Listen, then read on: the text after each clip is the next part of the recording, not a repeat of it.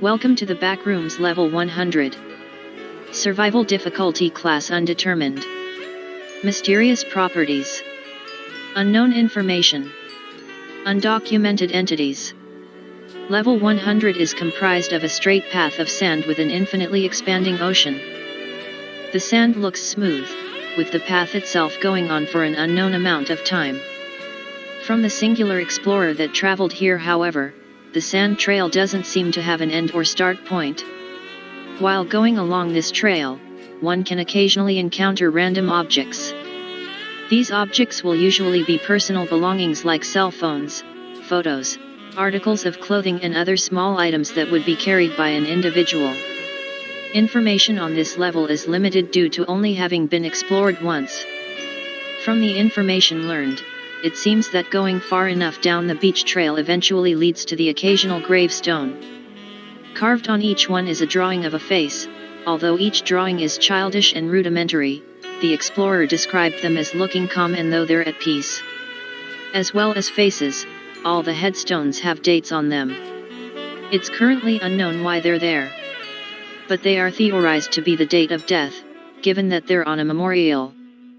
Both sides of the ocean of level 100 are infinite, as even after swimming for multiple minutes, the explorer stated that the horizon never changed and the ocean just kept on expanding outwards.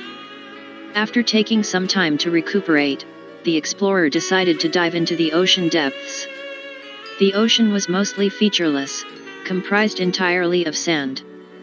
One can get clear visibility under the water, which easily displays the endless descent of the ocean floor. All comprised of nothing but sand, which eventually solidifies and clumps into rock. Bases, outposts, and communities. There are no known bases, communities, or outposts on this level. The Shadow. The Shadow is an entity that is viewable only in one's peripheral vision. Although there have been reports of the Shadow on many levels in the Backrooms, the main residence for the entity is theorized to be level 100.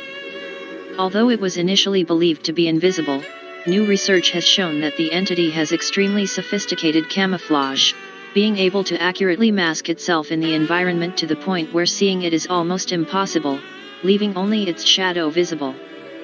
MEG Interview Log 8872.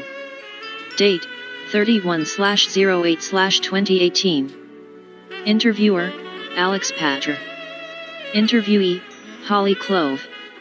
Begin interview. Alex Patter: So, could you explain what happened, Miss Clove? Holly Clove: Well, I was in level 11. I was just going around on my own, everything seemed fine until I heard some chatter down the road. I was curious, 'cause I thought it was you guys speaking. But it turned out to. Well, it wasn't anyone MEG, it was some different group. They started chasing me, for whatever reason, and so I started to run. I didn't want to enter any of the building because.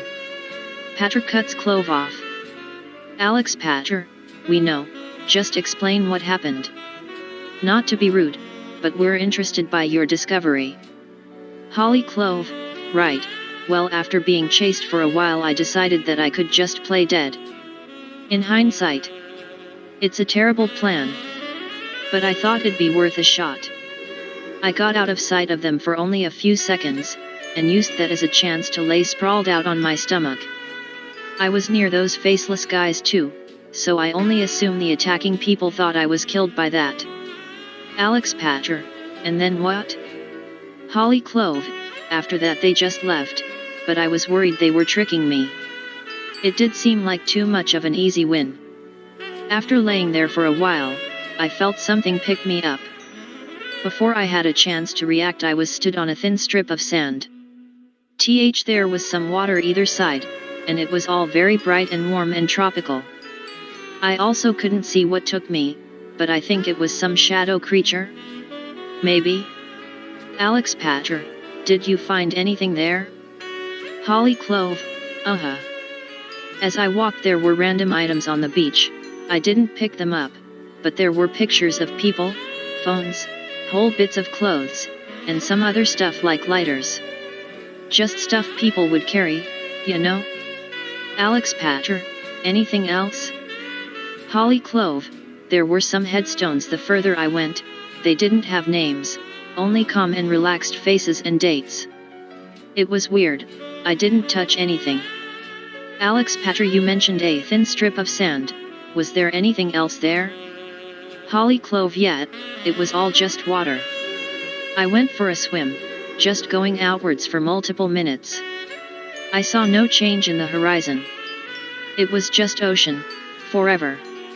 I took some time to get my energy back, and then dived down. The seabed just went down forever, and all that sand just became rock. It was actually really clear under there too.